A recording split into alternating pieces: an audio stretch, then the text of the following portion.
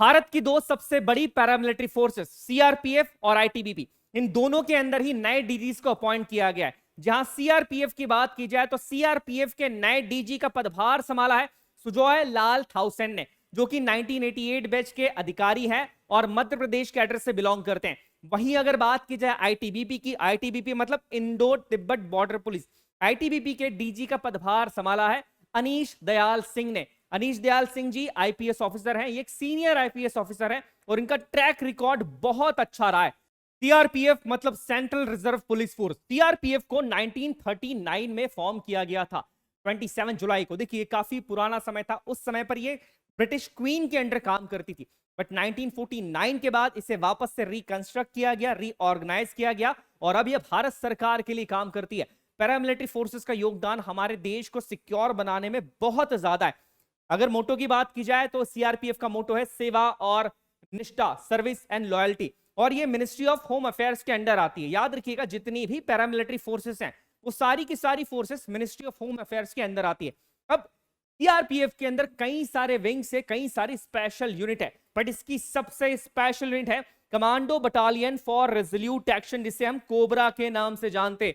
Cobra commandos काफी ज्यादा famous है और नक्सलाइट समस्या को दूर करने में इनका बहुत बड़ा योगदान है। स्पेसिफिकली अगर छत्तीसगढ़ की बात की जाए, झारखंड की बात की जाए, वहां पर नक्सलिज्म अभी भी एक समस्या है और सीआरपीएफ के जवान हमेशा से इस समस्या को सॉल्व करने में अपना योगदान देते हैं।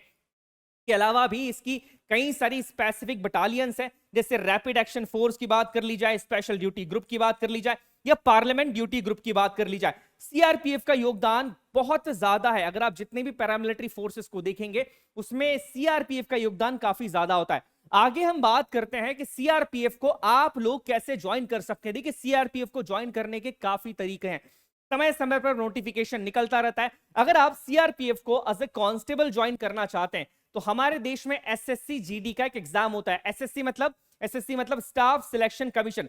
ये एक सेंट्रल गवर्नमेंट का कमीशन है जो कि समय समय पर एग्जामिनेशन लेता है। इसका एग्जामिनेशन होता है एसएससी जीडी का, जीडी मतलब जनरल ड्यूटी। ये एग्जामिनेशन कांस्टेबल पोस्ट के लिए होता है और इसमें आपका 10th पास होना जरूरी है। इसमें एक पेपर होता है और इस पेपर को क्लियर करके आपको फिजिकल देना होगा। हालांकि फिजिकल काफी टफ होता है और इस फिजिकल को क्रैक करके आप ज्वाइन कर सकते हैं सीआरपीएफ को। आगे मैं बात करूंगा कि एज अ इंस्पेक्टर या एज मैं सब इंस्पेक्टर ही बात करूंगा। एज अ सब इंस्पेक्टर अगर आपको सीआरपीएफ को ज्वाइन करना है तो आपको एसएससी का ही सीपीओ एग्जाम देना होगा। इसके लिए आपके पास बैचलर्स डिग्री होनी चाहिए। ये जरूरी नहीं है कि आप सिर्फ और सिर्फ आप इंजीनियरिंग से ही हो या आप कॉमर्स से ही हो। आपके पास अगर ग्रेजुएशन की डिग्री है तो आप इस एग्जामिनेशन को दे सकते हैं। एग्जामिनेशन 2 चरण में होता है। पहला चरण जो है उसके अंदर आपके 4 पेपर होते हैं, चाहे एक रीजनिंग का पेपर है, इंग्लिश है, मैथमेटिक्स से जीएस, इस तरह के पेपर्स होते हैं। उसके बाद आपका फिजिकल टेस्ट होता है। फिजिकल टेस्ट के बाद जो इसका टीयर 2 होता है, मतलब दूसरा चरण होता है, उसमें आपकी इंग्लिश को परखा जाता है। दूसरा पेपर केवल और केवल इंग्लिश का ही होता है। तो इस तरीके से एक अधिकारी के तौर पे आप सीआरपीएफ को ज्वाइन कर सकते हैं एसएससी का सीपीओ एग्जाम देकर। आगे हम बात करते हैं, इसके बाद अगर आप एक गजेटेड ऑफिसर के फॉर्म में इन पैरामिलिट्री फोर्सेस को ज्वाइन करना चाहते हैं तो यूपीएससी एक बहुत ही प्रेस्टिजियस एग्जाम कंडक्ट करता है। उस एग्जामिनेशन का नाम है सीएपीएफ, जिसे central arm police forces exam के नाम से जाना जाता है। ये बहुत प्रेस्टिजियस एग्जामिनेशन है। यहां पर आपको जो पोस्ट मिलती है वो मिलती है असिस्टेंट कमांडेंट की पोस्ट। बहुत बड़ी पोस्ट है ये और आप एक गजेटेड ऑफिसर के तौर पर इस पोस्ट को ज्वाइन करते हैं, जो कि एक बड़ी बात है। इस एग्जामिनेशन के लिए भी आपका बैचलर्स डिग्री होना जरूरी है आपके पास। ये एग्जामिनेशन में आपके 2 पेपर होते हैं। पहला पेपर आपका ऑब्जेक्टिव होता है और दूसरा पेपर आपका डिस्क्रिप्टिव होता है। इंग्लिश का पेपर होता है दूसरा, जो कि डिस्क्रिप्टिव फॉर्म के अंदर होता है, जहां पर आपको डिस्क्रिप्शन में लिखना होता है। इसलिए जो भी बच्चे यूपीएससी की तैयारी करते हैं, सिविल सर्विसेज की तैयारी करते हैं, वो इस एग्जामिनेशन को जरूर देते हैं। तो ये कुछ तरीके थे जिसके थ्रू आप सीआरपीएफ को ज्वाइन कर सकते हैं। एज अ जीडी भी ज्वाइन कर सकते हैं। जीडी ज्वाइन करना तो आपको 10th पास करना जरूरी है।